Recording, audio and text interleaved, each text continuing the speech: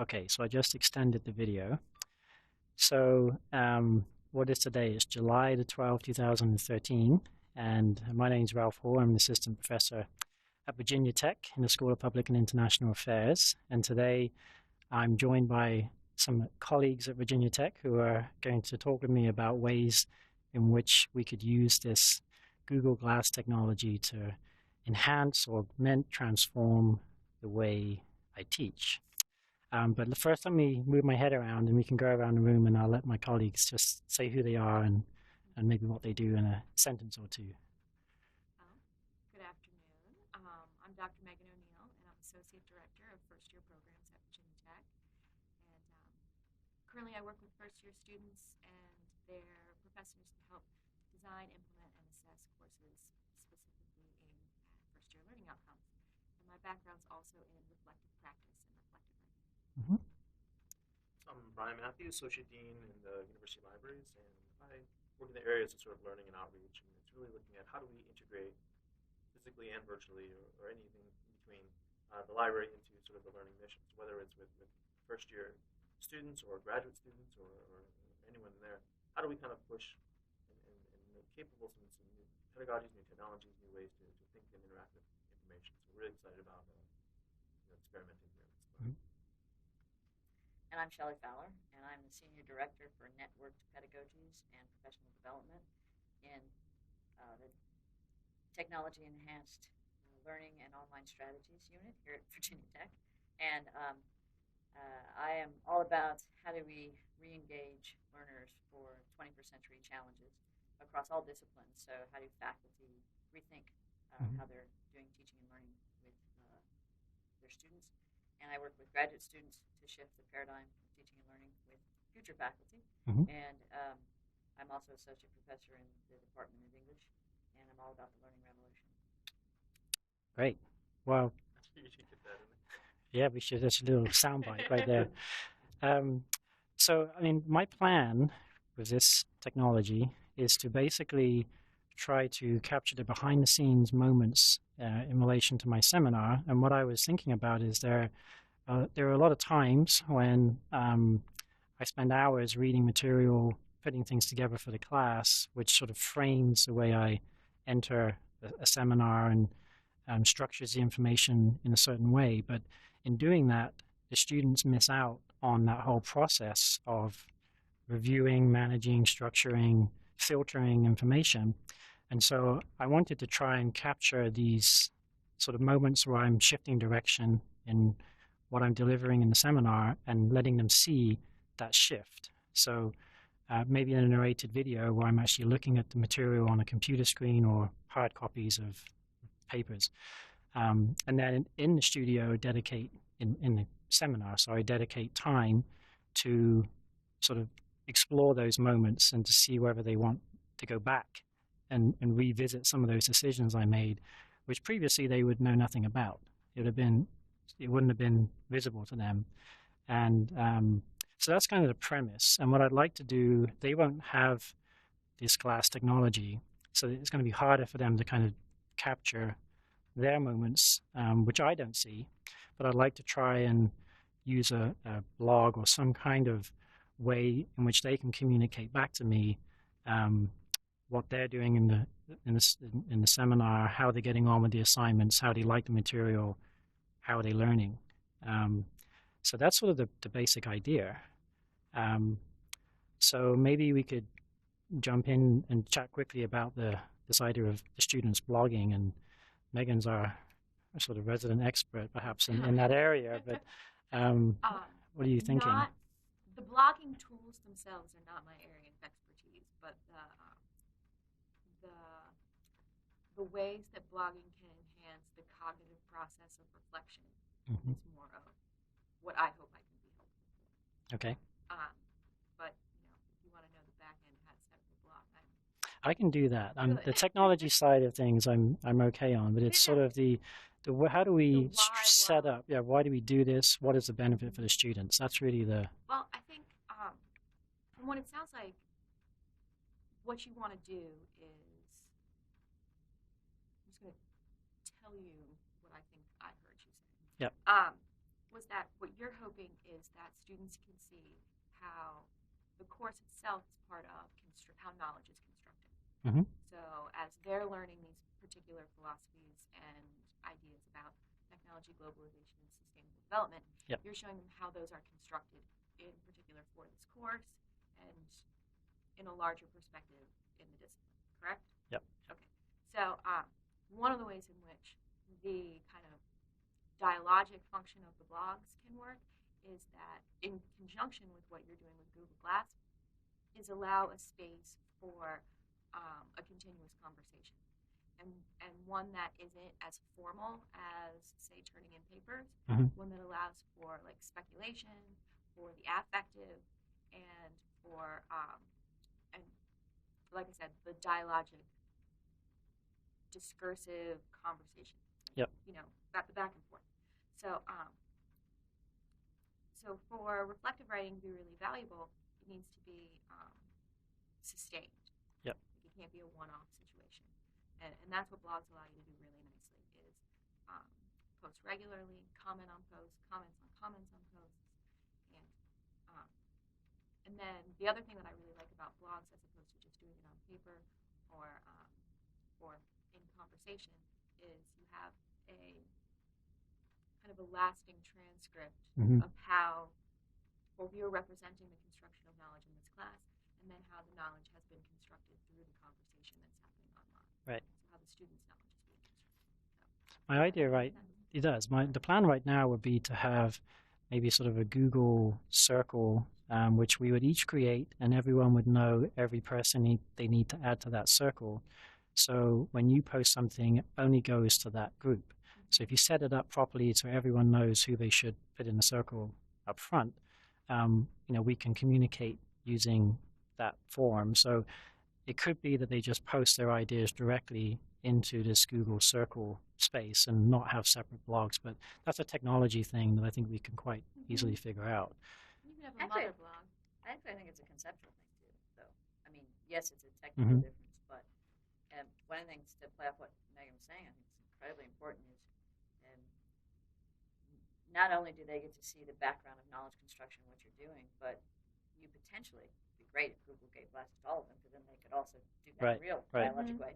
But you're kind of engendering student agency, which is incredibly important.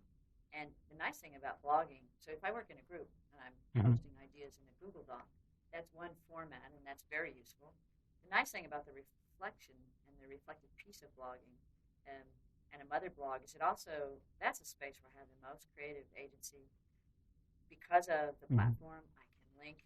Right. I can do so much more. I can not only comment and comment and comment, like John Udell says, I can link to your blog and my blog, and you get this, expansive conversation that I think you can be really is multimodal really in a way that I think that's really important.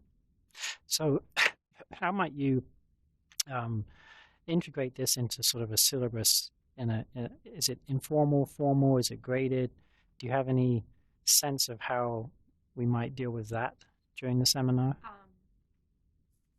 From my own experience, generally speaking, if it's not formal and graded, it doesn't often get the same level of investment. I wish it wasn't necessarily the case, but that's how I always have to start with it. Yep. Is formal assignments and not necessarily graded in terms of I am evaluating your personal response to something, because that's not the way to engender participation and people really sharing. I'm going to grade your feelings. Right. Not that, but there has to be some kind of stakes for participation. Yep. What year are your students? They're seniors? They'll be seniors or graduates. Okay, so you have a little bit more of an intrinsic motivation to participate. Yep. What do you think, Shelley? I would disrupt the grade because they're grade prompted, even graduate students sometimes. So I would want, because you're doing something so unique, if I were you, to consciously disrupt that. Tell them why. There's an accountability, but it's more of a learning community rather than points per blog or points per idea posted.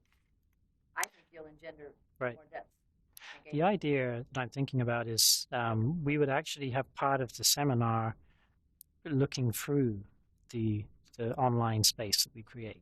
So you would have this kind of. There was a really interesting post you put up about this idea. Where did that come from, and explore with the students a bit more, rather than just have that space separate from the room of the seminar. We actually dedicate. It's a 2.5 hour say session. We spend maybe I don't know 2/3 on traditional material discussion of papers and so forth. But then we have this, let's take a break and come back and talk about something completely different, which is how we view this material, how we're interpreting it, how we're processing it, and how we're interacting virtually. I mean, that's kind of I the. had an idea when you said that. Do you have plans for having the students, since they have to have permissions to do this public participation anyway, of having a kind of video ethnography from the outside in? In other words, Mhm. you're going this way with Google Glass, and they are, at least a couple of them, if they were interested, could be, tracking the ethnography and the growth of this. Right. Well, I mean, that's another dimension of this is the research angle, which is it'd be nice to kind of have something documented at the end of the semester about, well, what happened? Was this a good idea? Does this technology actually augment, or does it interfere? And that's something I'd like to really address and think carefully about, which is, well, and I'm changing the way I do things quite fundamentally. I'm putting on contact lenses, which I've never worn before, can't quite see as well as I did before. I'm going to have to start documenting the way I work outside of the seminar, which means I probably need to tidy up my office at home. And, if I'm doing videos, and I mean, there's all these knock-on effects, which are kind of interesting. But, aside from the cosmetics, I mean, there's got to be a real value added for me. And my value added, I'd like to see, I'd like to sort of track how I do things, which would be kind of interesting. Where do I make these decisions? Is it in my office at home, or is it riding a bike, or wherever it is? And then, did it actually enhance the discussion in the seminar? So this is the book that the students will be going through. And this, I mean, I picked this I mean, this is the textbook I wrote with Nick Ashford, and it took 10 years pretty much to write that. And a lot changed in that time, and we kept going back and updating. But it sort of is a precursor to this idea of trying to disrupt the book in some ways, where we spent so long processing information, structuring it into a dialogue that made sense to us, and then you could ask the students to just read through the book, and then we talk about things as we go. And that's what I've done before. We go through the book, I augment it with a few papers which challenged ideas here and there. But this time I thought I would, have the book as not it's a central piece to the seminar, but I really want to kind of talk the students through it a lot more than I did before. So where I would assign a reading and say, read chapter 2, and then we'll talk about it in the class and read this paper, and assign an assignment around that chapter, for example. I might say, read these sections and narrate as to why we're focusing on those and ignoring the others for now, but sort of putting markers in to say, when we've proceeded along this idea for another 3 or 4 weeks, maybe you'd like to come back and read this section because it might make more sense at that point. I mean, the challenge with this topic is things are repeated in different ways from different perspectives throughout, because it's such a massive, it's development, it's globalization, it's technology, it's innovation, and so it's very hard to put it in one place at one time. So you have to look through the various lenses of economics, of technology, of innovation, of regulation, and look at the same general issues from those different perspectives. And that's really what we'll do throughout the seminar. It feels like you're kind of creating like a reality show around your seminar, that where you're kind of letting the students kind of peek into that lens of Yeah. what's going on. So if I'm on my bike, or if I'm at Mill Mountain or something like that, you're able to see how did you kind of prepare this week, or what's really important about this kind of a thing. So Right. the other thing, when you're describing it, it made me think of like I'm a middle school or high school where you're doing math, and my teachers would always show me the work. It's not just here's the answer, but I want to see how did you get at that answer. There's different ways of getting at that answer, and so Mhm. it's a little bit of that concept where you're able to.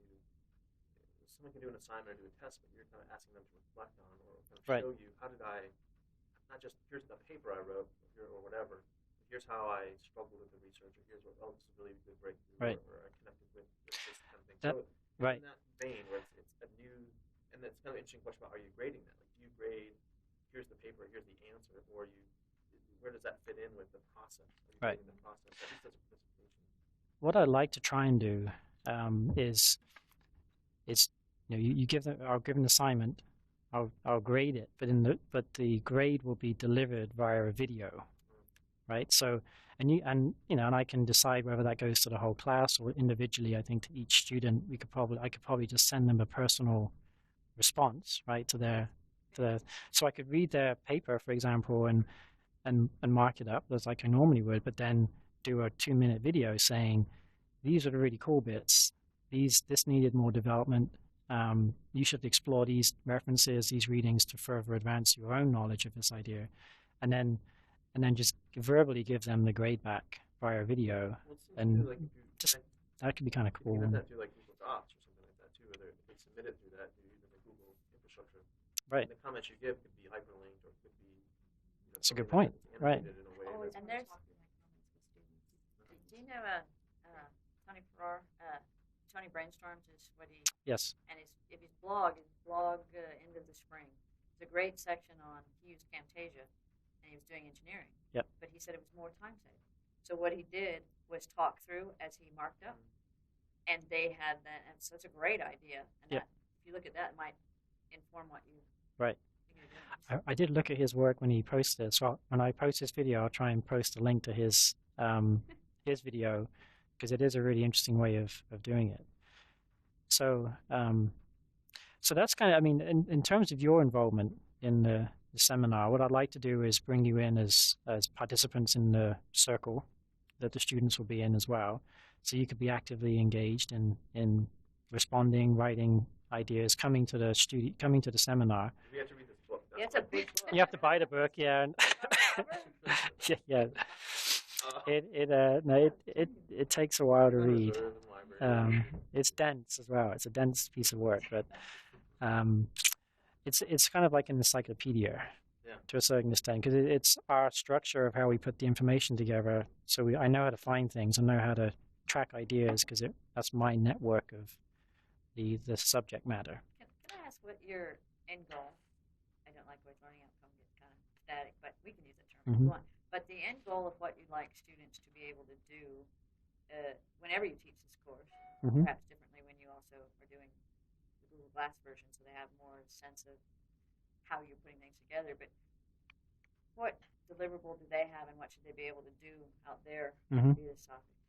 Well, the real end goal is to try to introduce them to a whole range of subject matter that they can then integrate into a solution at the end of the seminar of a topic they're interested in. So rather than just pick a technology issue and talk about innovation and how to promote that, they're doing that, but they're also thinking about how to create meaningful jobs, how to protect the environment, how to perhaps set up a sector of the economy that's going to be strong over time and have a longer end goal than near-term things. So it's really, and there's trade in there, there's law, there's policy, there's economics. And so they can come at an issue from multiple perspectives. And what we'll do is through the semester build up the various areas of thinking that they could approach an issue from, a lens on an issue. And then towards the end of the seminar, my expectation is that they begin to integrate, synthesize, and think about multi-purpose designed solutions, not just single-purpose solutions. Individually or in collaboration with small teams? I've done both in the past. Individually works well because the students can pick a topic and run with their own interest, and then you can see them perform by themselves as well. So that's sort of the ultimate end, and sustainable development. is I want to make sure that they're literate and understand sustainable development. And by the time we get to the end, they will definitely know a lot of the dimensions of sustainability. But even after writing a textbook on it, you realize there are whole domains of thinking which we just skim over because it's such a massive field. So if you want them to really be able to do some high-level integration, then I think adding that reflective component, both yours and theirs, would be really valuable. Yeah. And from a teacher's perspective, whenever I've had to teach a class where someone just gives me the textbook and tells me to teach it, what I have trouble doing is putting together active, Mm-hmm. creative assignments where I'm not just having them read through the textbook and then I Right. check to make sure they've read through the textbook. So I think this can be really useful for other teachers who might be placed in a similar situation. They're like, here's the course text. Yep. Go. Right. Because you're giving them some background about how you use the course text to create Mm-hmm. assignments that allowed students to do problem solving and the Right. information literacy of sustainability. And I'd like them to understand that this is a structure that we created of the universe of information that we could find. So one way There's one way of doing it. Or, we've debated it a lot, and we think it's a robust way of putting the information together. But part of the seminar is challenging them to perhaps challenge the structure and put things together in different ways. And that's why this technology enables that. If you just give them a textbook, they lock in. And so I'd like to, give them the textbook, but also, yeah, but revealing the uncertainty behind the textbook, I think, is the real valuable lesson. Because any textbook, there's going to be decisions about, well, we think this is the way the world works based upon what we could find, but there is an uncertainty there. And that's what I'd like to try and convey in the seminar and challenge them to maybe come up with better ideas of how to structure the information, and also bring in and find new material that could enhance what we're doing here in this world of sustainability. Have you thought about using a wiki? Not yet. Well, I've never been really good at using wikis because I've never taken enough time to learn the back end of it. But what I have liked about them is the ability for multiple users to create the content. And you can do the same thing in a Google Doc, but it's not as public. Mm-hmm. It's just what you share between two people. The wiki changes can be public really quickly, and it brings in a whole other conversation that you can have about things like user-created knowledge Mm-hmm. and Wikipedia, and how you decide what counts and what doesn't count, like who creates official versions of knowledge and those things. So just the creation of it necessitates a conversation about how socially constructed this information is, which I think could lead into a conversation about how socially constructed Mm-hmm. this information is. Right. Okay. Well, I'm conscious of time. This may be our first of many conversations like this. Are there any final thoughts for the road, so to speak? What are you looking at me? Because you have a cool new job. I'm still just looking at the textbook. I don't know. It's taking a while to absorb that. Well, we will come back, and we will Have you continue. finished your syllabus yet? I haven't started yet, Oh, even better. so But I'm curious about the assignments that you sort of imagine a little bit, and sort of Right. if we're all in your class and we're reading the text, we're having a common experience, but then the themes that we pick for our topics are going to be kind of different, and I'm hoping that we each blog on that too. So we might be blogging on something we're all sharing collectively, but then Mhm. here's this theme, this angle that I'm on. Here's what she's on, and I'm able to learn. So Right. without even being involved with your paper, I can kind of Project. yeah. Right. So that's what I'm kind of curious about the Right. deliverables. Well, the first one will be what I try to do is just ask them to write something about sustainable development without reading anything, Oh, like get a sort of cold first cut. Like, what do you think about the idea? and then we revisit that at the end and see if any of that thinking has changed. And so that's kind of a way in. And then there are, each chapter is on a specific knowledge domain, innovation, policy, regulation, law, trade, and so you can design assignments around any subject, any topic. So it's quite open. And that might be interesting to consider, perhaps, because they're up division and graduate instead of first year, which would be maybe more difficult. It might be great disruption for them to be contributors to the syllabus construction as you move along. So in other words, since they're seeing the back end of how you do it, that notion of agency is to contribute to how, as a learning community, we'll construct around the topic of globalization. Where you need to go next. You've modeled it, right? So then they also get to drive as well with guidance, perhaps. But you know what I mean? Yeah. That might be something. Well, maybe there is no syllabus. Maybe there is no syllabus for the seminar, and what we have is a series of objectives as to what we want to try and do during the seminar. But then the syllabus each week is created as we go. Then you'll need a lot of framing. A lot of work for you. Yeah. Good teaching is a lot of work. He knows that's right.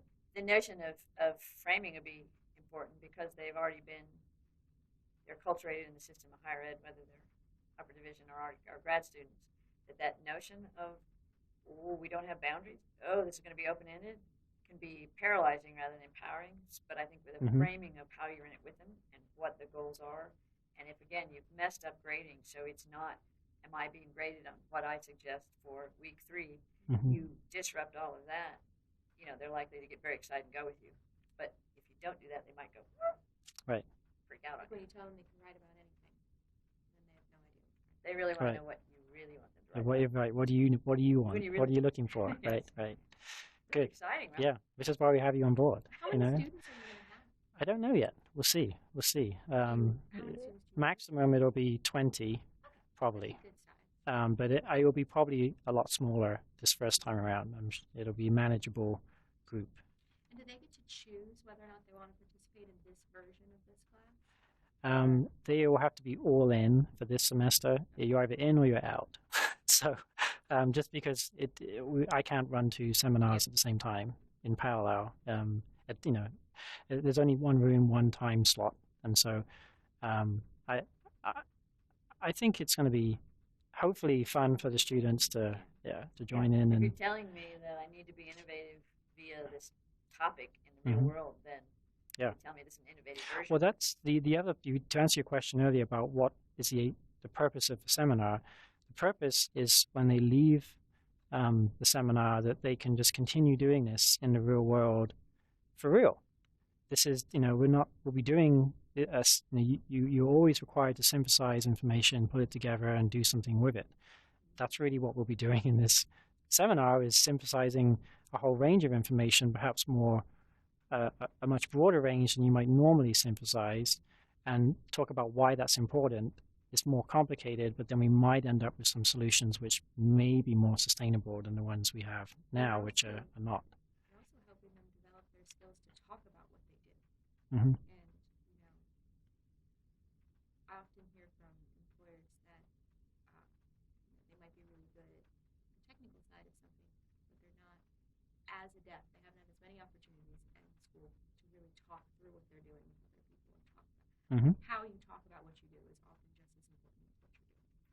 Right. That's a really good point in both the blogging, because that's kind of, you're encouraging them to be in a kind of critically self-reflexive mode with the reflection, and also I like that it's application. So in other words, instead of, I did that, took that course, the way you're setting up the course is to empower me wherever I'm headed beyond my, Virginia Tech, is to think about problem solving with application, troubleshooting, figuring out the best solution. That's fabulous. We need more of that. Yeah.